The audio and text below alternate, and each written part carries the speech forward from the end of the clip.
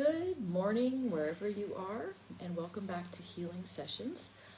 First of all, I would like to apologize if my eyes are going everywhere because I'm recording on the iPad and I'm not exactly sure where to look. So if my eyes are funky, that's why. Okay, so today we're going to be talking about what happens when you die.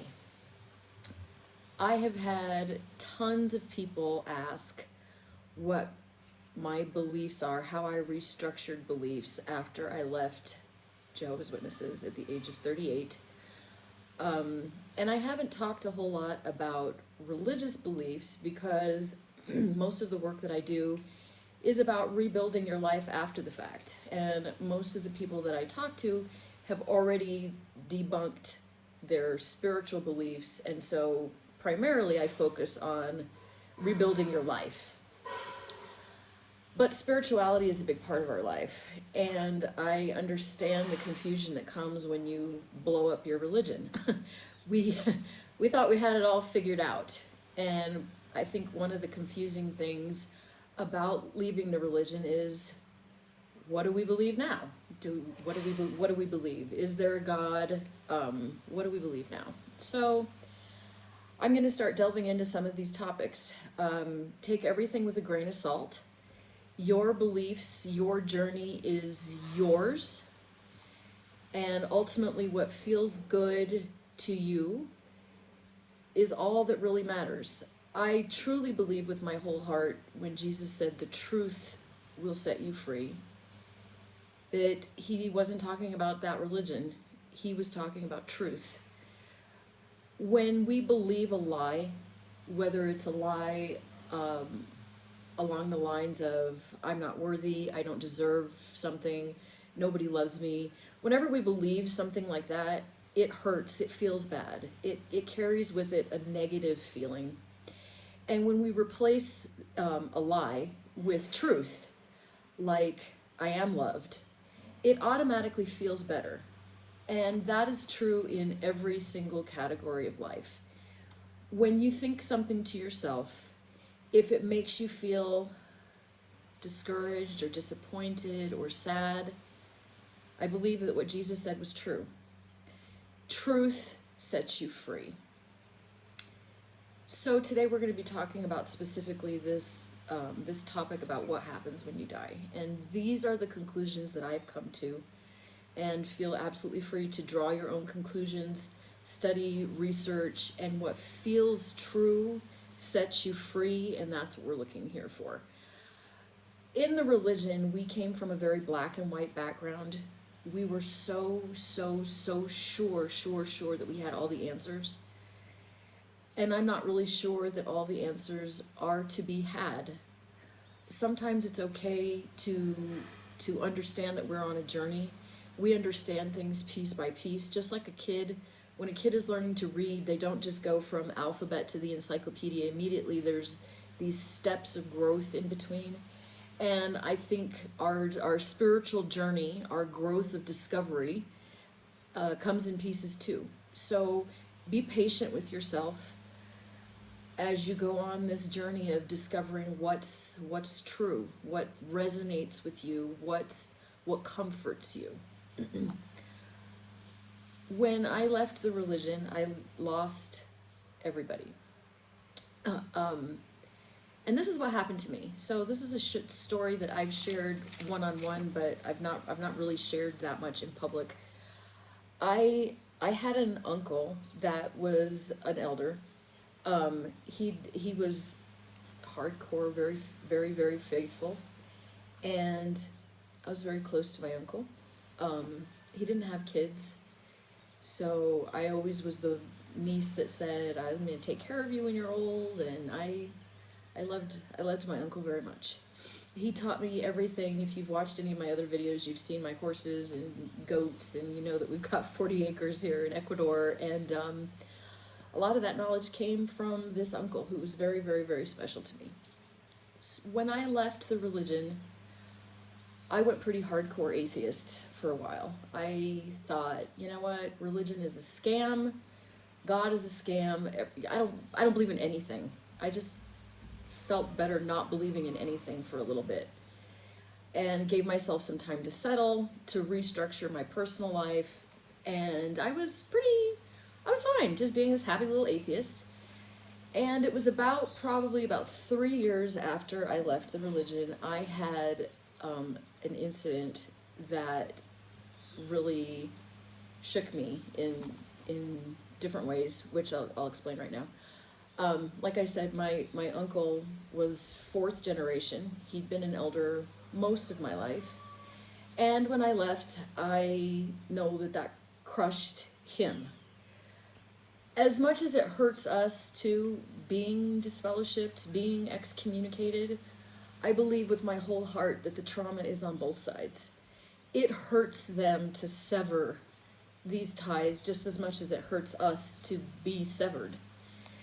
And I know that shunning me crushed my uncle.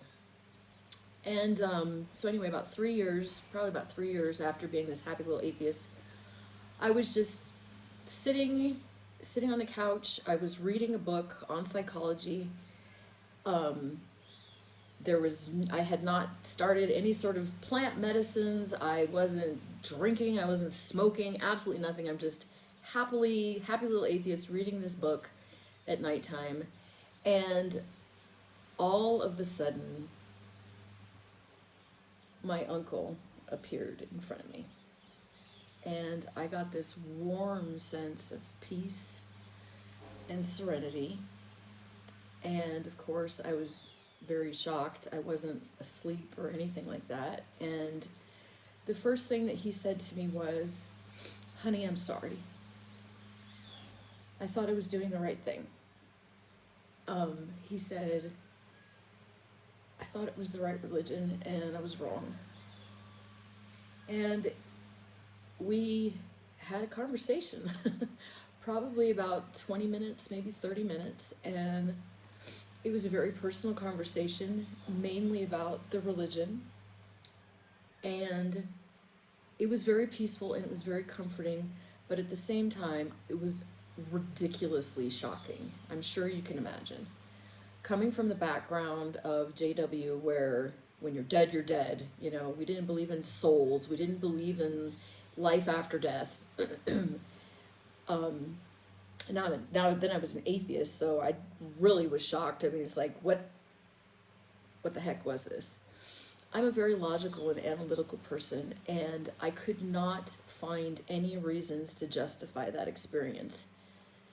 About 3 days later, I found out that he had died.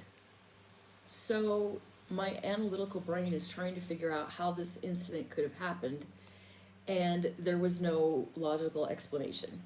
If I'd have known he had passed away before I experienced this event, I would have chalked it up to my imagination. If I would have been on some exploration of, ooh, I wonder what happens when you die, and I'd had this experience, I could have justified it away. If I'd have been watching ghost movies or bought a Smurf or something, I might have been able to say, well, you know, it was because I was watching this ghost movie or something.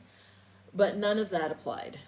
I even thought, well, you know, could it be, you know, a demon trying to trick me in life after death? But, you know, that didn't make sense either, because I'm an atheist. I was an apostate, so I was never going back to the religion. There's absolutely no reason for any trickeries whatsoever. Basically, there was zero explanation for this event. And so that's what started me again on a journey of, okay doke. So clearly the religion is not true. Clearly that's a lie. Clearly, in my point of view, atheism didn't cover it all either, because that was such a profoundly emotional, relevant event that I could not logically explain away. So I figured there's something else out there. I don't have all the pieces together yet. Like I said, clearly it's not religion, but atheism doesn't cover it either. There's something bigger out there, and I want to know what it is. That started me down a spiritual reconstruction process as I started trying to figure out, okie doke, all right, my life's pretty much together. I've got my life together, but there's gaps in what I believe spiritually. And again, Jesus also said that happy are those that are conscious of their spiritual need. Now, I will also preface this with saying that I do not believe that the Bible is the inspired word of God, and I will probably do an entire video on that, especially because recently I just went back to the All Scriptures Inspired book to see what counter evidence I could find, and that's going to be a really funny video. But anyway, I don't believe that the Bible is the inspired word of God. However, I do believe that there are gems of truth in it. The same, I believe, of most religions in the world. I think there are grains of truth in all of them. So when I started in this path of reconstructing spiritually, what I decided to do was start to study as many religions, as many backgrounds, as many cultures as I could to figure out what does humanity have in common. If I could figure out what does everybody believe, then I thought, well, I could take that as a basis for starting to restructure where do I fit into all this? What do I believe? So I started studying every religion that you can possibly imagine. Eastern religions, Western religions, indigenous religions. Most of my videos are in front of a library. Most of those books are of some sort of spiritual or psychology type of books to understand what are we missing, you know? So as I started studying cultures and religions, one of the first things that everybody has in common is there is a higher power. There's a source, there's a God, there's a creator, there's something bigger up there. Okay, so I thought, all right, through thousands of years, every culture, every language, if that's pretty much what everybody believes, let me just take that as the basis and go from there. Okay, I could agree there's probably some origin, there's probably some creator, there's some source to life. So then, what's the next thing that pretty much everybody has in common? Well, pretty much everybody has in common that we as humans are the children of this source. We are made in the image of God. Pretty much across the board, indigenous people, everybody pretty much believes that we are children of God. So I thought, okay, all right. So there is a source. We're children of this source. So what's the next thing that pretty much everybody has in common? Pretty much everybody has in common that there is life after death. That there is something after this experience. Some religions call it heaven. Some religions call it reincarnation. Multiple lives, multiple planets. I mean, there's all kinds of varieties of beliefs of what happens. But the core thing that everything has in common is that we don't die. Even scientifically, that kind of resonated with me too, because energy doesn't die. Energy can transform, much like water. Water can be evaporation, it can go up into the sky and form clouds, it falls as rain, it goes into the rivers, we drink it. It can change forms, but water is still water. So with those three things in common, that's where I started. There must be a source, there's probably a source. We're children of that source, and especially after that experience that I had with my uncle, I felt like, well, maybe for the first time in my life, I could be open to the idea that possibly there is life, some sort of consciousness that because of my cult upbringing, I wasn't aware of.